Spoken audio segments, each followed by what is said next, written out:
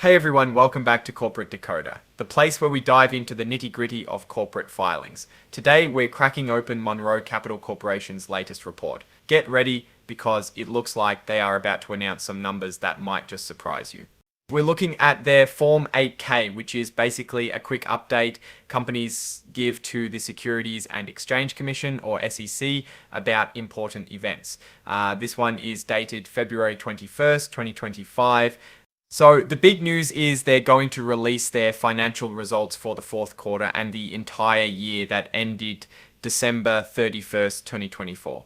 Mark your calendars because the announcement is scheduled for Friday, February 28th, 2025, after the stock market closes for the day. This means we get to see how they performed during the last 3 months of the year, as well as how they did overall in 2024. This announcement falls under something called Regulation FD disclosure. Basically, this is a rule that ensures companies share important information with everyone at the same time, not just a select few. It keeps things fair. The report also states that this information is being furnished and won't be officially filed for certain legal purposes. Don't worry too much about the legal jargon.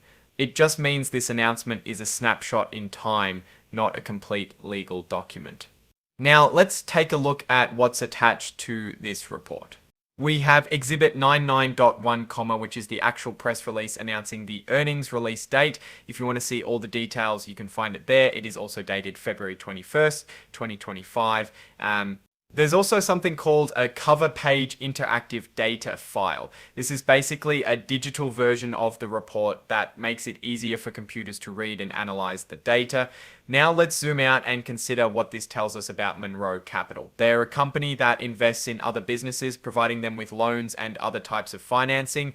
These firms are often smaller or medium-sized, which could mean they are higher risk, but also higher potential reward. The fact that they are about to share their financial results is a big deal for investors. It will give them a clear picture of how well the company is doing, how profitable it is, and whether it's a good investment. As an investor, you might want to pay close attention to these key things when the results come out. How much money did they make in the last 3 months and the whole year? Are they making more money than last year or less? How well are the companies they've invested in doing? Do they have any risky loans or investments? Keep in mind that there could be reasons for poor performance in the last report. They may have made some bad investments. The companies they lend to are struggling, the economy is slowing down. Even if the numbers don't look great, it is also important to listen to what the company says about the future. Do they have a plan to improve things? Are they optimistic about the future? Now for our take on Monroe Capital based on this announcement and the information we have now.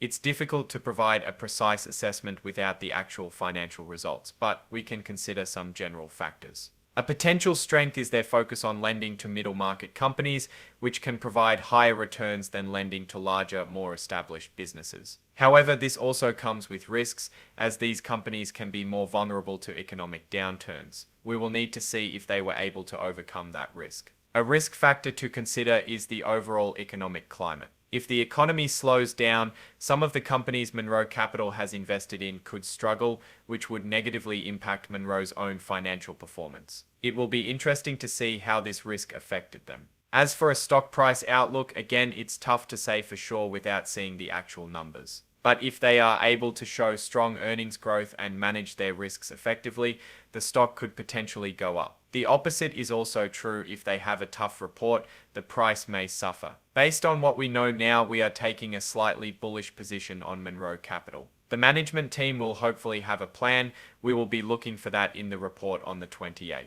Ultimately, investing in any company involves risks, so it's important to do your own research and carefully consider your own investment goals before making any decisions. If you feel overwhelmed, consider talking to a financial advisor. Thanks for watching. If you found this breakdown helpful, please subscribe to Corporate Decoder for more insightful analysis of corporate filings. Don't forget to like and comment below with any questions or thoughts you have. We'll see you in the next video.